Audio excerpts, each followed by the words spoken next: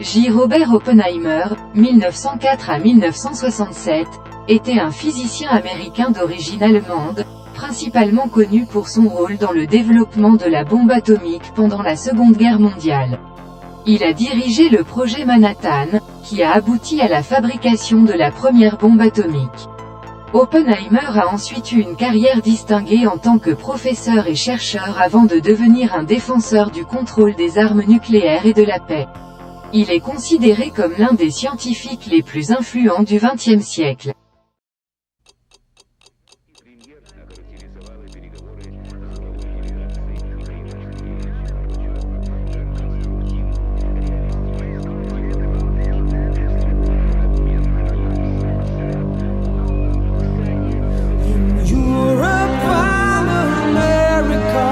There's a growing feeling of hysteria, conditioned to respond to all the threats and the rhetorical speeches of the Soviets. Mr. Khrushchev said we will bury you. I don't subscribe to this point of view. It would be such an ignorant thing to do if the Russians love their children too.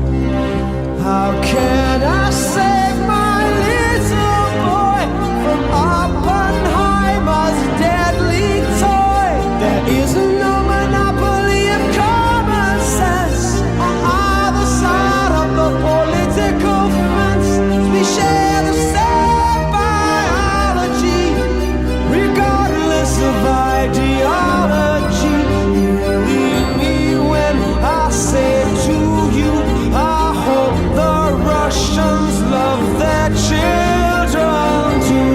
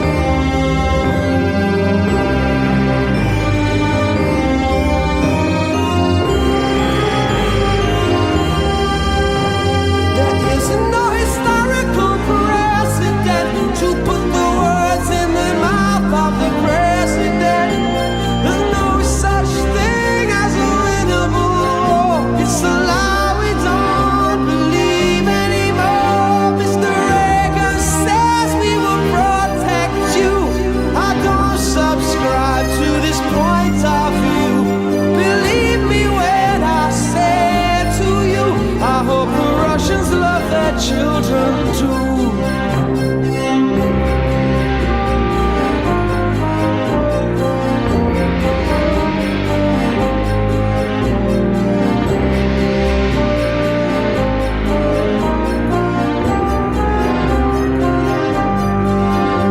We share the same biology, regardless of ideology. What might save us, me and you, is if the Russians love their children too.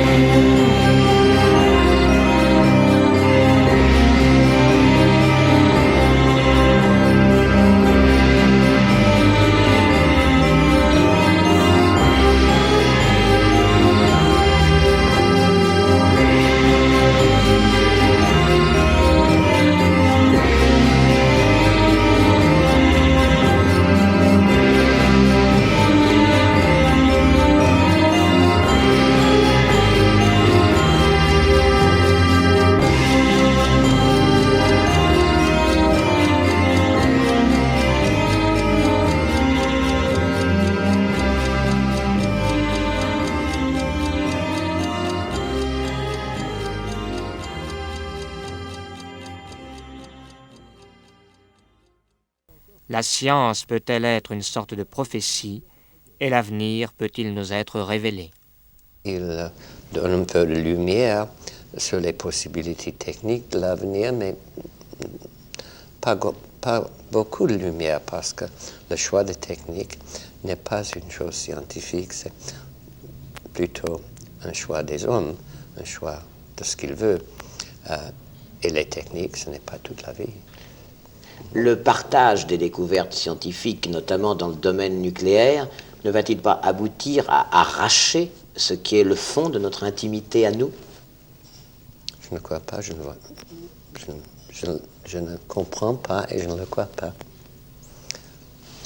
Vous rejoignez un peu la pensée de Socrate.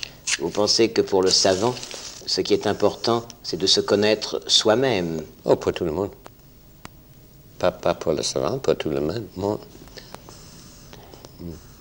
Et vous pensez que le savant parvient mieux que les autres à se connaître lui-même par le champ de ses travaux et de ses découvertes?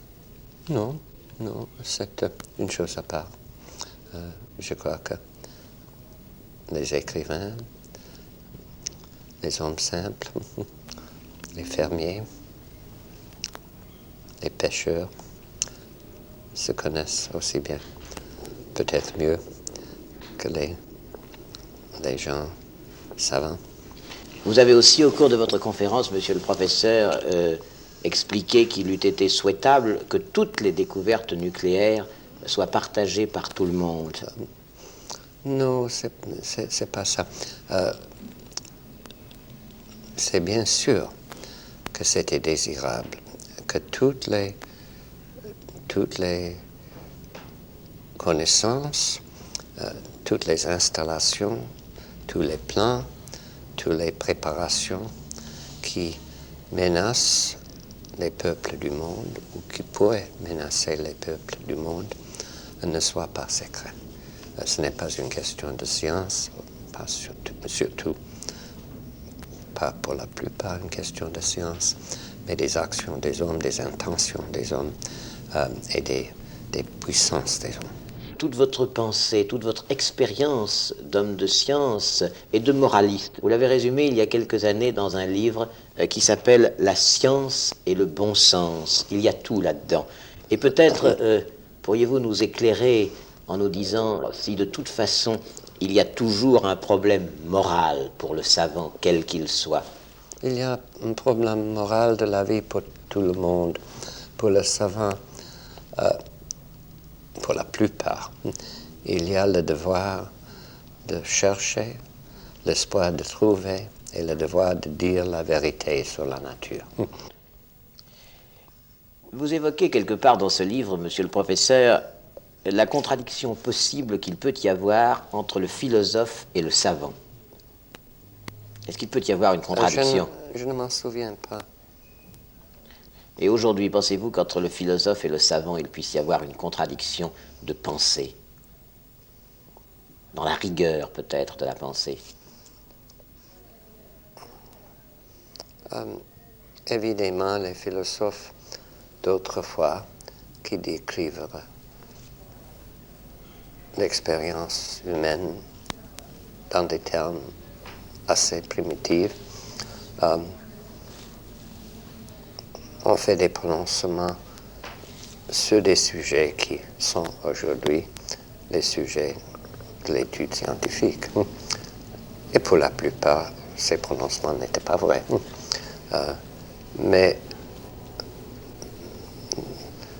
le cœur même de la philosophie, de faire sortir l'essentiel dans la vie humaine, de donner un sens à la vie humaine, de décrire les principes qui rendraient intelligible la vie et les actions des hommes. Pour cela, il y aura assez peu d'opportunités d'une contradiction avec les sciences. L'attitude peut-être est autre, mais pas nécessairement. Il y a des savants, des très grands, qui, à mon avis, avaient fait des contributions à des parties de la philosophie, comme Niels Bohr, ou comme Descartes, pour prendre un exemplaire plus ancien.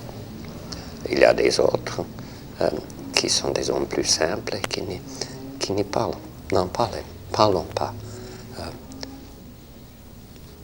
Je ne comprends le point de départ de cette question. Vous avez travaillé et vous parlez le sanskrit, monsieur le professeur. Vous Je l'avez l'ai étudié en philosophe ou en savant? ni l'un ni l'autre en étudiant. J'ai été professeur de physique en Californie et j'ai fait la connaissance du professeur de sanskrit, un homme très intéressant pour moi. Il était de la Nouvelle-Angleterre, comme nous le disons.